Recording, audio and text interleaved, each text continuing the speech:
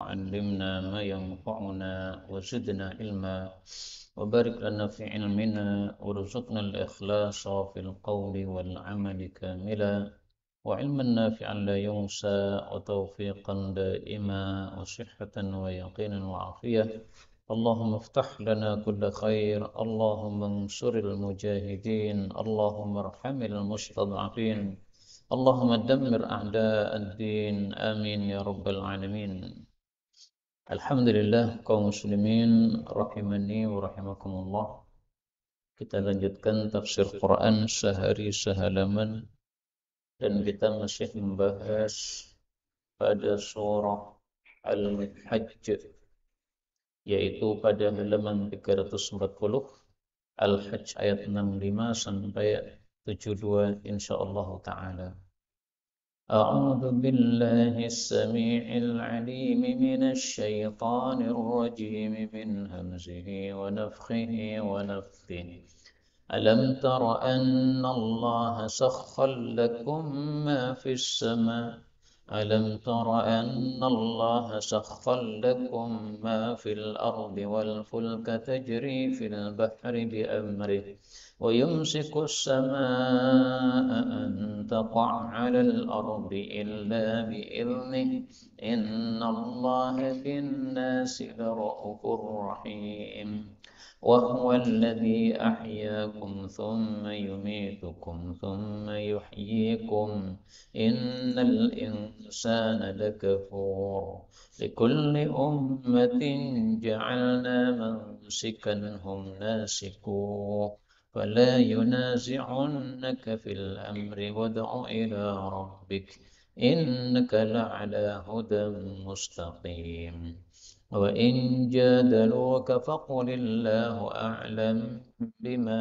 تعملون الله يحكم بينكم يوم القيامة فيما كنتم فيه تختلفون ألم تعلم أن الله يعلم ما في السماء والأرض إن ذلك في كتاب إن ذلك على الله يسير ويعبدون من دون الله ما لم ينزل به سلطانا وما ليس لهم به علم وما للظالمين من نصير وإذا تتلى عليهم آياتنا بينات تعرف في وجوه الذين كفروا المنكر يكادون يسطون بالذين يتلون عليهم آياتنا قل أفأنبئكم بشر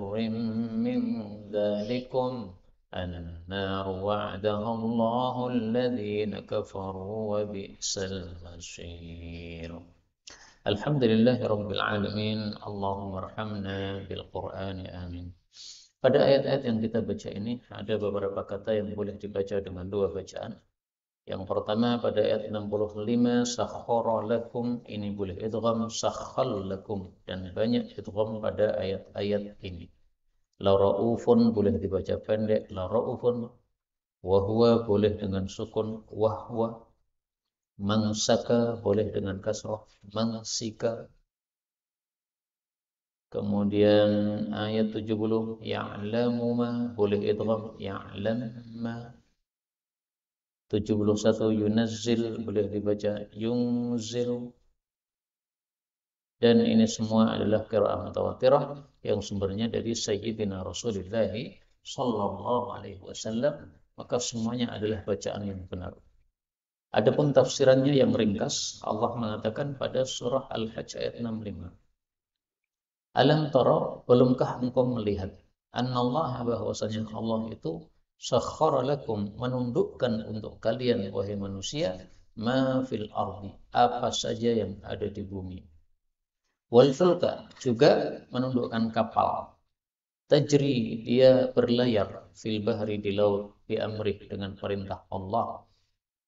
Wa yumsiku, dan Allah menahan as-sama'a, langit, an taqa'a, bahwasanya dia jatuh rontok, alal ardi, di atas bumi, illa bi'ilnih, kecuali dengan izin Allah subhanahu wa ta'ala.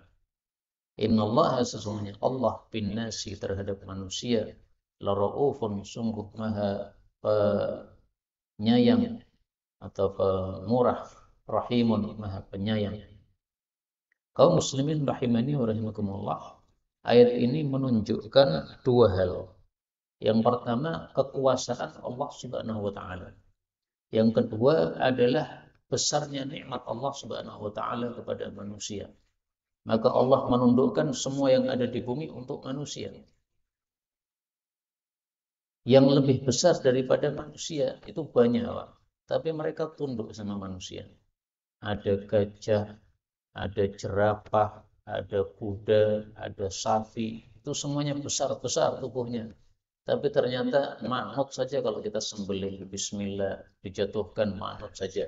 Nah, itulah bukti bahwa Allah itu sakhar, ya, sudah menundukkan semua yang ada di atas muka bumi untuk kita. Onta yang besar bisa kita tundukkan sehingga bisa kita naiki. Kita tunggangi ke arah manapun kita inginkan. Kuda juga begitu, motor, mobil, truk, semua itu termasuk sakhkhara lakum. Ya, Allah sudah menundukkan untuk kita. Karena itu disyariatkan kalau kita naik kendaraan, kita mengucapkan doa, subhanalladzi sakhkhara lana hadza wa ma kunna lahu muqrinina wa inna ila rabbina lamunqalibun. Sebagaimana sudah disebutkan oleh Allah Subhanahu wa taala pada surat Az-Zukhruf ayat 13. Idza stawaitum alaih, kalau sudah kalian tegak di atas kendaraan, maka mengucapkan subhanalladzi sakhkhara lana hadza wa ma kunna lahu muqrinin. Kami tidak mampu terhadapnya kalau tidak dikehendaki oleh Allah Subhanahu wa taala. Jadi kalau Allah tidak berkehendak, mobil kita setir nggak akan jalan, Pak. Kok bisa jalan gimana? Allah berkehendak. Makanya di sini Allah mengatakan, ya, kapal berlayar itu bi amri, karena perintah Allah. Coba Allah menyuruh semua kapal berhenti, akan berhenti. Meskipun kita gas nggak akan jalan. Mobil juga begitu. Allah kehendaki, ayo semua mobil berhenti, maka kita gas nggak akan jalan. Buktinya, ya, buktinya, ketika api ingin membakar Nabi Ibrahim, maka Allah katakan kepada api, hei api, dinginlah. Selesai, langsung jadi dingin. Jadi api membakar itu karena perintah Allah untuk dia membakar. Maka motor ini berjalan karena perintah Allah untuk dia berjalan. Kemudian termasuk nikmat Allah adalah Allah menahan langit sehingga tidak roboh pada bumi. Karena langit itu atap yang tidak ada cagaknya, tidak ada tiangnya, tapi tidak jatuh. Kok bisa begitu? Nah, itu karena nikmat Allah Subhanahu wa taala kepada manusia. Mirip dengan ayat ini adalah yang disebutkan oleh Allah pada surat Fatir ayat 41. Innallaha yumsikus samawati wal arda. Allah menahan langit dan bumi antazula supaya tidak lenyap. Coba kalau bumi lenyap, sudah manusia nggak bisa hidup di atasnya. Kalau langit lenyap dari tempatnya, akhirnya jatuh menimpa kepala manusia, mati semua. Makanya Allah menutup ayat ini dengan kata-kata Allah itu terhadap manusia sungguh Raufur Rahim, sungguh pengasih, penyayang, sungguh penyantun, penyayang. Maka kalau kita butuh apapun, mintalah kepada Allah Subhanahu wa taala. Allah yang Maha Pengasih, Penyayang pasti akan mengabulkan untuk kita. Saudara-saudara kita di Palestina diserang oleh orang-orang Israel. Mereka cuma kecil, Gaza kecil, lemah. Mereka bersembunyi di atas terowongan-terowongan yang mereka buat karena memang tidak memiliki kekuatan sebagaimana orang-orang kafir itu. Tetapi Allah Subhanahu wa taala karena Raufur Rahim, maka Allah Subhanahu wa taala mampu untuk menyelamatkan mereka yang lemah dan sedikit. Jadi Allah mampu kirimkan banjir kepada Israel, kirimkan tofan kepada mereka. Akhirnya mereka kalang kabut ingin menyerang, tidak jadi menyerang gara-gara diselamatkan oleh Allah Subhanahu wa taala. Ini semuanya karena rahmat Allah Subhanahu wa taala. 66. Wahwa dan dialah zat yang ahya alladzi yang ahyakum, menghidupkan kalian, tsumma yumitukum, kemudian akan mematikan kalian, tsumma yuhyikum, kemudian akan menghidupkan kalian lagi. Innal insan, sesungguhnya manusia itu lakafurun, sungguh senantiasa kufur, yaitu terhadap nikmat Allah Subhanahu wa taala. Jadi termasuk nikmat Allah kepada kita, Allah hidupkan kita. Kalau Allah tidak hidupkan kita, kita nggak akan ada di atas muka bumi. Tidak akan kita bisa makan, bisa minum, bisa memiliki rumah dan sebagainya kalau Allah tidak hidupkan kita. Berarti Allah menghidupkan kita, ini nikmat kepada kita semua. Hidup manusia dua kali, ahyakum, Allah hidupkan, yaitu ketika kita lahir sebagai seorang bayi. Yumitukum, itu nanti kalau ajal kita sudah mati. Yuhyikum, itu nanti setelah terjadi kiamat, lalu manusia akan bangkit dari kuburnya masing-masing. Maka hidupnya manusia dua kali. Dalam ayat yang lain Allah sebutkan matinya manusia juga dua kali. Kita lihat ayatnya. Allah Subhanahu wa taala mengatakan bahwasanya orang-orang kafir nanti di akhirat akan mengatakan Rabbana, surat Al-Ghafir ayat 40, ayat 11. Rabbana, orang-orang kafir mengatakan, wahai Rabb kami, amattana tsnatain, engkau telah matikan kami dua kali. Wa ahyaitana tsnatain, dan engkau juga hidupkan kami dua kali. Fa'tarafna bidunubina, sekarang kita menyesali dosa-dosa kita. Fahal ila khuruj min sabil, apakah ada jalan keluar dari neraka? Ya enggak ada jalan keluar. Nah, di sini orang kafir mengatakan, engkau sudah matikan kami dua kali. Berarti manusia mengalami mati dua kali. Mati pertama kapan? Ketika kita jadi mani, itu mati karena belum ada apa-apa. Tapi kemudian dihidupkan oleh Allah jadi bayi. Nah, kemudian mati lagi nanti ketika ajal sudah menjemput kita. Itu makna dua kali kematian. Nah, nikmat Allah yang sangat banyak ini, rata-rata manusia itu adalah lagafur, mengkufuri nikmat Allah, tidak mensyukuri nikmat Allah. Yang mensyukuri sedikit. Allah mengatakan, wa qalilun min ibadi asyakur, sangat sedikit dari hamba-hambaku yang selalu mensyukuri nikmat-nikmatku, nikmatnya Allah Subhanahu wa taala. Niki gelangan apa jeglek? Oh, gelangan. Enggak apa-apa. Masih terdengar Pak suara saya, Pak? Dan makna ini bahwasanya manusia itu senantiasa kufur kepada Allah, itu disebut juga pada surat Al-Adiyat ayat 6. Allah mengatakan innal insana li rabbih lakanut. Sungguh manusia itu terhadap pemeliharanya sungguh senantiasa kanut. Kanut itu menentang atau kafir terhadap nikmatnya Allah Subhanahu wa taala. 67. Likulli ummatin, untuk setiap umat, ja'alna, kami jadikan, mansikan atau mansakan, ibadah atau syariat. Hum, yang mereka itu nasiku, mereka melakukan syariat tersebut. Fala yunazi'unnaka, maka betul-betul janganlah memindahkan engkau wahai Nabi Muhammad sallallahu alaihi wasallam fil amri, dalam urusan agama ini. Yaitu jangan sampai engkau pindah agama menjadi murtad. Wad'u, dan ajaklah ila rabbika, kepada pemeliharamu. Innaka, sesungguhnya engkau la'ala, sungguh berada di atas hudan, petunjuk, mustaqimin, yang lurus. Jadi setiap umat itu Allah sudah bikin syariat untuk mereka. Umatnya Nabi Musa itu syariatnya beda dengan umatnya Nabi Isa. Umatnya Nabi Isa syariatnya beda dengan umatnya Nabi Muhammad sallallahu alaihi wasallam. Sehingga masing-masing nabi itu punya syariat sendiri-sendiri. Nabi Musa bawa Taurat, itu syariatnya. Nabi Isa bawa Injil, itu syariatnya. Nabi Muhammad bawa Quran, itu syariatnya. Nah, maka Allah berpesan fala yunasi'unaka fil amri. Jangan sampai mereka orang-orang yang kafir itu memindahkan engkau dalam urusan agama ini. Mereka katakan pakai kitabnya Nabi Musa saja. Oh, kita katakan enggak, itu syariat untuk orang dulu.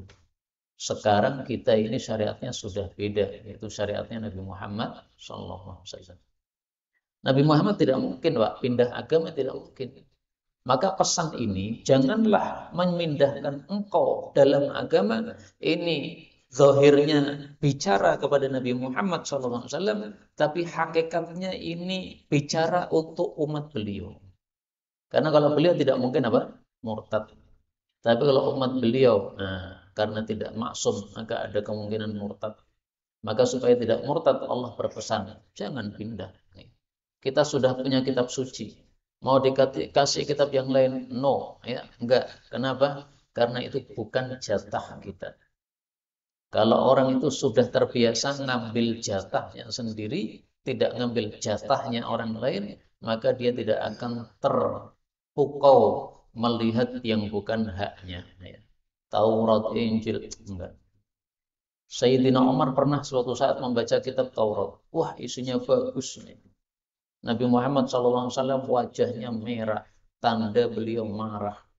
Beliau mengatakan, saya ini bagian untukmu, jangan ngambil bagian yang lain. Itu Taurat untuk orang-orang dulu, ya, umatnya Nabi Musa. Sekarang kamu itu umat saya, ini saya bagian kamu, kok malah ngambil bagiannya orang lain? Gak boleh.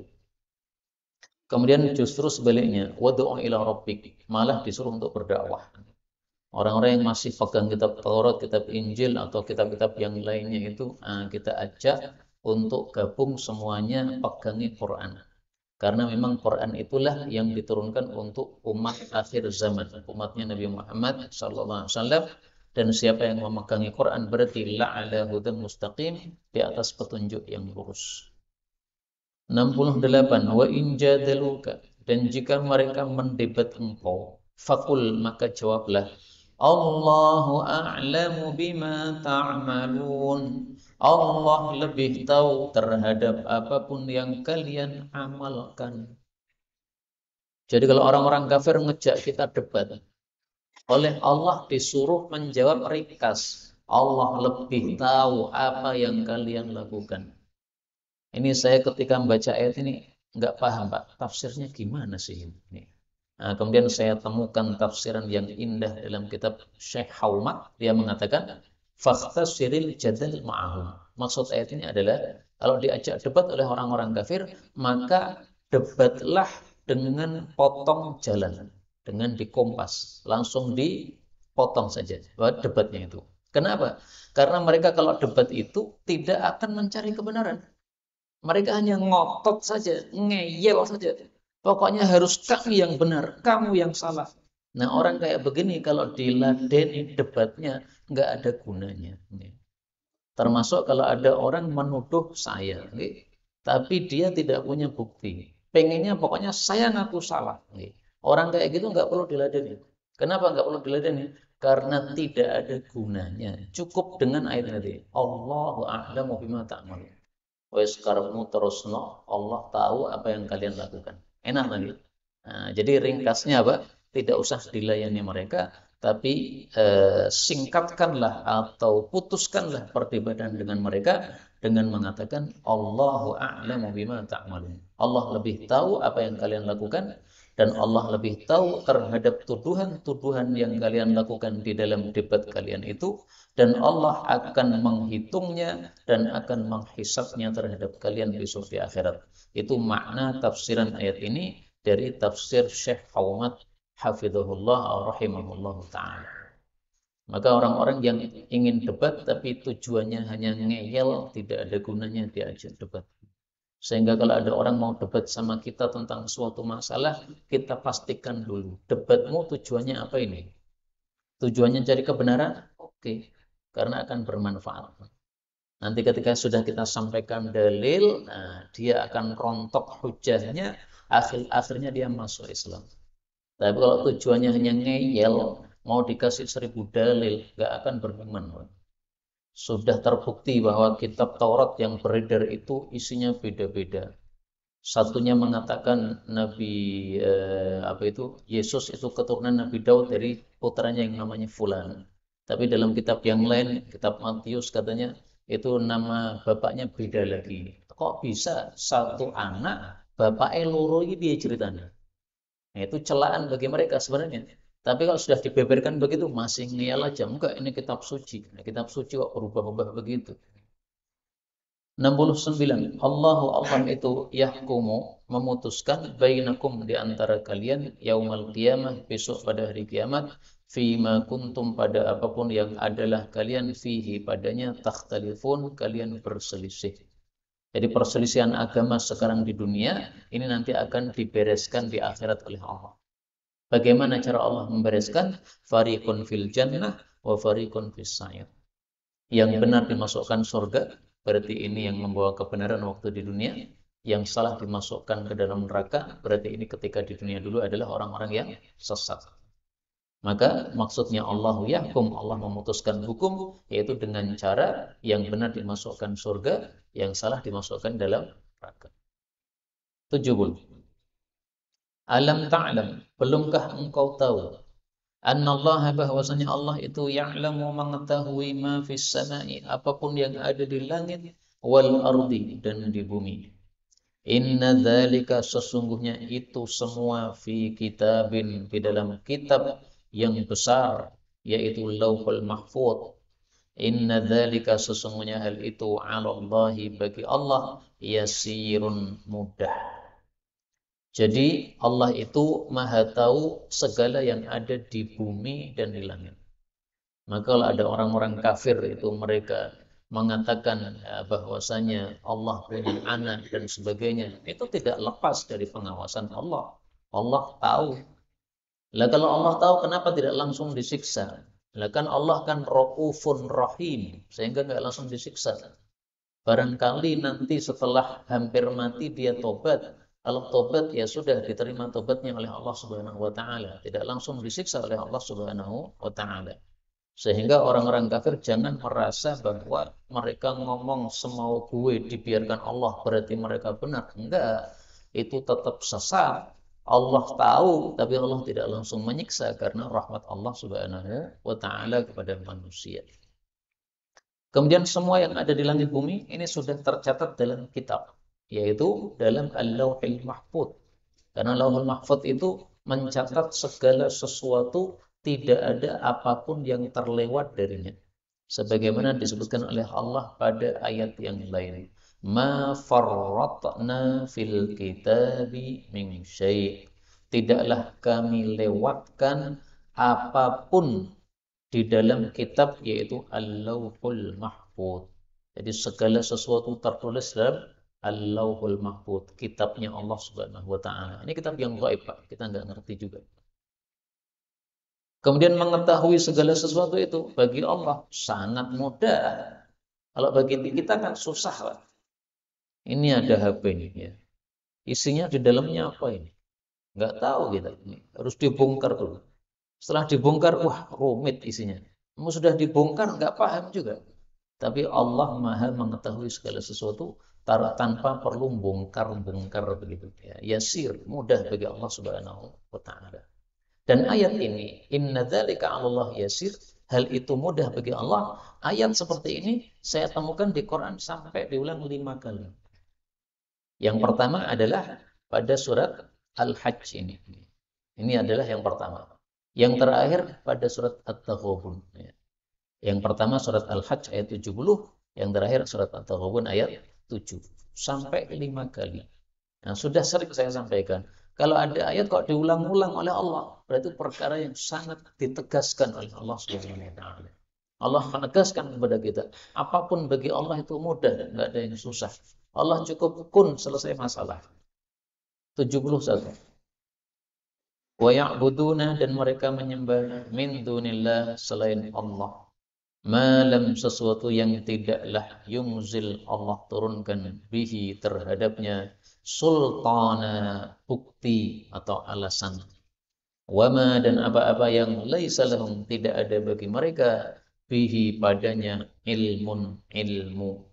Wama lidzalimina dan tidaklah bagi orang-orang zalim yaitu orang-orang musyrik min nasirin penolong. Jadi semua yang menyembah selain Allah itu hakikatnya menyembah di atas kebodohan. Kalau orang mau menyembah di atas ilmu, pasti nyembahnya hanya Allah.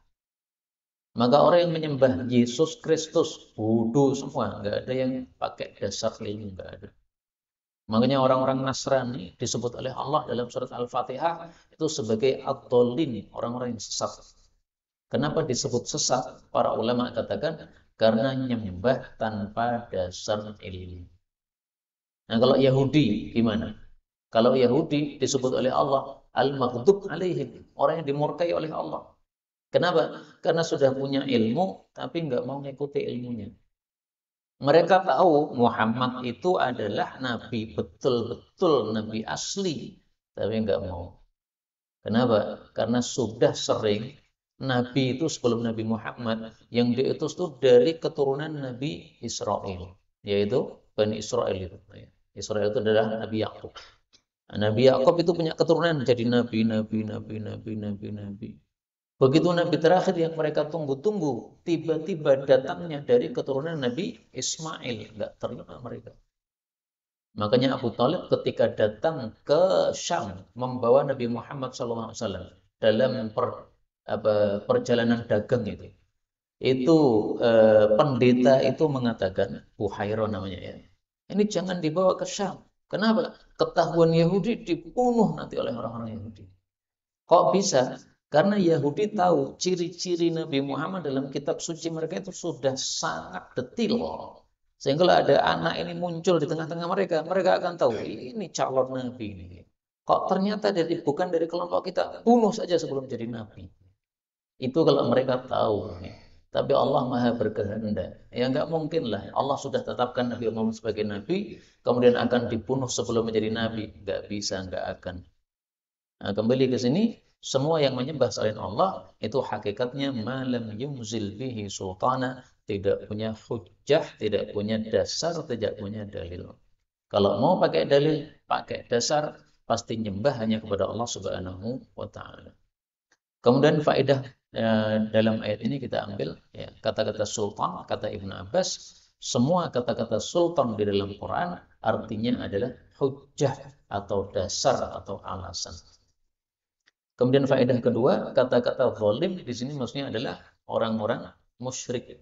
Dan sudah sering saya sampaikan, faedah tafsir mengatakan banyak sekali kata-kata zalim dalam Al-Quran dimaknai syirik. Kenapa? Inna syirka la zulmun azim. Syirik adalah kezaliman yang nyata. Kenapa syirik disebut kezaliman? Zalim itu kan meletakkan sesuatu tidak pada tempatnya. Ibadah ini semestinya hanya diberikan kepada Allah. Nah, ini ibadah kepada selain Allah berarti dolim. Menempatkan ibadah kepada selain Allah Subhanahu wa taala, dolim namanya. Nah, maka Allah ancam di sini. Orang-orang dolim yaitu orang-orang musyrik tidak akan punya penolong, yaitu nanti kalau disiksa oleh Allah Subhanahu wa taala, maka tidak akan ada yang bisa menyelamatkan mereka dari siksa Allah Subhanahu wa taala. Kalau di dunia mungkin masih bisa ditolong. Yahudi itu, Israel itu, mereka sebenarnya kan kecil gitu. Kalau bisa kuat, itu karena banyak negara-negara yang membantunya. Nah, itu kan di dunia. Nanti di akhirat tidak ada yang menolong mereka sama sekali. 72. Terakhir ya. Wa idza dan apabila tutla dibacakan alaihim kepada mereka ayatuna ayat-ayat kami bayyinatin yang jelas-jelas. Ta'rifu maka engkau mengetahui fi wujuhi pada wajahnya alladzina kafaru orang-orang kafir. Wajahnya ada apa? Ada al-munkar, ada pengingkaran. Jadi orang-orang kafir saking bencinya dengan Quran, kalau dibacakan ayat Quran, maka wajahnya itu besengut, wajahnya tidak senang, wajahnya merah padam, tidak senang. Nah, maka sebaliknya umat Islam harusnya berbalik dari itu. Umat Islam harusnya kalau dibacakan Quran senang.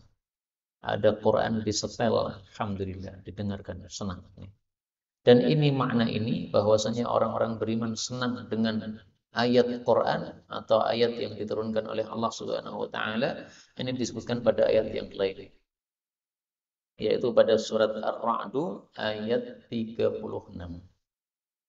والذين آتيناهم الكتاب يفرحون بما أنزل إليك ومن الأحزاب من ينكر بعضه. Dan orang-orang yang kami beri kepada mereka kitab, Maksudnya ahli kitab tapi yang mengikuti kitabnya. Ahli kitab zaman dulu ya, yang mengikuti kitab yang masih asli. Itu yafrahuna, mereka senang bima unzila ilaih, dengan apa yang diturunkan kepada Nabi Muhammad sallallahu alaihi wasallam. Maka orang-orang yang mukmin dari kalangan ahli Taurat zaman dulu itu ketika mendengar ayat Quran dibaca senangnya bukan main. Kenapa? Karena ayat Quran yang dibaca isinya sama dengan yang disebutkan dalam kitab suci mereka. Bahwasanya Allah itu Maha Esa dan seterusnya. Akidahnya sama. Demikian juga orang-orang yang mengikuti Injil, yang masih murni Injil, yang betul-betul Injil. Itu ketika membaca atau dibacakan ayat Quran, senangnya bukan main. Kenapa? Isinya sama dengan kitab suci yang ada pada mereka. Akhirnya mereka beriman kepada Nabi Muhammad sallallahu alaihi wasallam. Nah, maka kalau ada orang tidak suka dibacakan Quran, sukanya kalau disetelkan dangdut. Nah, itu sifat orang kafir kayak begitu. Kupingnya panas kalau apa? Mendengarkan Quran. Tapi kupingnya sejuk kalau mendengarkan apa? Mendengarkan nyanyian-nyanyian atau suara-suara setan. Ada tengah-tengah di antara itu. Sebenarnya dia orang muslim. Tapi kalau mendengar sesuatu yang sesuai sunnah, itu bencinya bukan main. Seperti tadi siang itu, saya jemput istri saya di pesantren. Nah, itu muadzinnya kan mengumandangkan adzan tanpa lagu. Allahu Akbar, Allahu Akbar. Nah, biasanya adzan kan diliuk-liukkan lagu-lagu itu. Nah, itu orang karena nggak paham agama, dia sambil lewat situ, sambil noleh ke atas, adzan model apa ini. Nah, ini tidak senang kupingnya ketika mendengar adzan yang bagus seperti itu. Dia nggak pernah ngaji bahwasanya adzan yang diliuk-liukkan itu malah makruh. Sahnya sah, tapi makruh, Pak. Nah, supaya tidak makruh gimana? Adzannya datar. Al-adzanu sahlun samhun. Adzan itu datar, gampang. Fa in kana adzanuka sahlan samhan. Kalau adzanmu bisa datar, silahkan jadi muadzin. Wa illa fa'tazil. Kalau nggak bisa, nggak usah adzan di sini. Nah, ini yang ngusir bukan saya. Ini yang ngusir Sayyidina Umar bin Abdul Aziz. Maka Umar bin Abdul Aziz kalau masih hidup sekarang, wah itu marah terus itu Pak. Azan murad datar-datar elek kabeh. Ayo pergi sana semua. Nah itu kalau dia jadi khalifah waktu itu begitu. Para muadzin yang liu-liu itu disuruh pergi. Kembali ke sini. Yakaduna, mereka nyaris yasfuna, menyerang billadina, kepada orang-orang yang yatluna alaihim, membacakan kepada mereka ayatina, ayat-ayat kami. Jadi saking dongkolnya mereka dengan ayat Quran, ketika ayat Quran dibacakan, itu pengen langsung jotos begitu. Saking apa? Kafirnya hati mereka, sehingga telinga mereka panas mendengarkan ayat Quran. Qul, katakanlah, afa unabbiukum, apakah mau saya beritahukan kepada kalian bisyarrin, dengan sesuatu yang lebih jelek, min dzalikum, daripada itu yaitu Al-Qur'an. Loh, apakah Quran jelek? Quran jelek menurut orang-orang kafir. Nah, maka Nabi disuruh mengatakan, maukah saya beritahukan sesuatu yang lebih jelek daripada Quran yang kalian anggap jelek? Apa itu yang lebih jelek? An-naru, yaitu neraka. Wa'adahallahu alladhina kafaru. Allah telah menjanjikannya untuk orang-orang kafir. Wa bi'sal masir, dan itu adalah sejelek-jelek tempat kembali. Jadi kalau Quran itu hanya membuat orang kafir panas kupingnya, dongkol hatinya, itu saja. Enggak menyebabkan apa-apa. Hanya perasaan sebenarnya itu. Kalau perasaannya tidak benci kepada Quran, sebenarnya Quran itu baik. Didengarkan menyebabkan tenang hati, dibaca mendapatkan pahala. Tapi karena kedongkolan hati mereka, karena kotornya hati mereka, akhirnya jadi tersiksa ke mereka ketika mendengar Quran. Nah, tersiksanya mereka ketika mendengar Quran itu sangat ringan dibandingkan kalau nanti tersiksanya mereka di dalam neraka. Makanya dikatakan di sini bisyarrin, itu lebih jelek lagi, yaitu siksa neraka. Kita tutup kajian kali ini dengan menggambarkan betapa jeleknya dan dahsyatnya siksaan di dalam neraka. Rasulullah SAW bersabda, bahwasanya neraka itu uqida 'alan nari, dinyalakan api di neraka alfasana selama 1000 tahun. Hatta marat, sampai merah. Lalu dinyalakan lagi selama 1000 tahun yang kedua sampai putih. Berarti sudah 2000 tahun. Lalu dinyalakan lagi 1000 tahun lagi sampai menjadi hitam. Maka neraka itu adalah hitam, gelap gulita seperti malam yang gelap gulita. Sampai 3000 tahun, Pak. Nyalakan api itu sehingga panasnya bertambah, tambah. Maka tingkatan api 3 ini ya. Merah, kemudian putih. Nah, matahari itu kan panas sekali. Nah, kita lihat dengan mata kita putih ya, tidak merah karena panas nih. Kemudian hitam. Nah, kalau hitam yang belum pernah kita lihat nih, mana ada api hitam nih. Meskipun hadis ini ya, riwayat Tirmidzi, kata Syekh Albani dhaif, tetapi kata Imam Tirmidzi, hadis ini mauquf, yaitu perkataan Abu Hurairah. Nah, kalau ini perkataan Abu Hurairah, pastinya Abu Hurairah ngambil dari Rasulullah SAW. Karena tidak mungkin perkara gaib disampaikan oleh Abu Hurairah secara langsung dari pribadi dia, nggak mungkin. Ini pasti sumbernya dari Rasulullah SAW.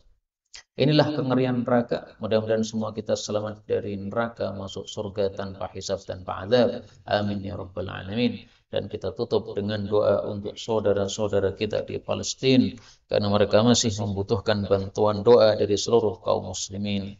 Allahumma salli ala Muhammad wa ala ali Muhammad. Allahumma ansuril mujahidin. Allahumma ansuril mujahidin. Allahumma ansuril mujahidin. Allahumma arhamil mustad'afin. اللهم ارحم المستضعفين. اللهم ارحم المستضعفين. اللهم دمر أعداء الدين. اللهم دمر أعداء الدين. اللهم دمر أعداء الدين واكفناهم بما شئت يا أرحم الراحمين. وصلى الله وسلم وبارك على النبي محمد والحمد لله رب العالمين.